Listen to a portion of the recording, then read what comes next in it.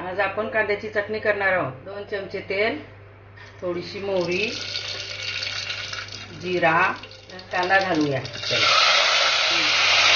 असे लंबे कांदे कापून घेतलेले आहेत। चांगला लाल होईपर्यंत परतून घेऊया। इथे कांदा आपला लाल झालेला आहे। त्यामध्ये आपण लसूण घातलेली चटणी घालणार आहे 2 चम्मच, 1 चमचा धना पावडर, 1 चम्मच हळद आणि त्यामध्ये शेंगदाण्याचं कूट घालणार आहे अर्धी वाटी, चवीनुसार मीठ घालणार आहोत। चांगलं मस्त कालून घेऊ। चांगलं एकजीव करून घेऊ। चांगलं भाजायला गेला पाहिजे ते। उन्हाळ्यात ही चटणी खूप छान लागते आणि ते उन्हाळ्यामध्ये कांदा थंड असतो ना, त्यासाठी ही चटणी केली जाते। तर तुम्ही नक्की करून बघा।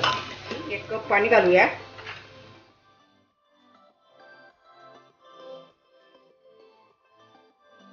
झाकण लावून 1 शिटी होऊ देऊ।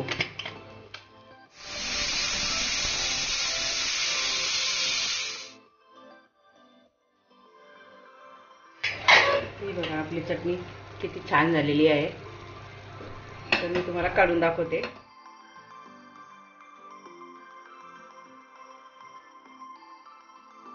तर तुम्हाला ही चटणी आवडली असेल तर लाईक करा, शेअर करा, सबस्क्राईब करा।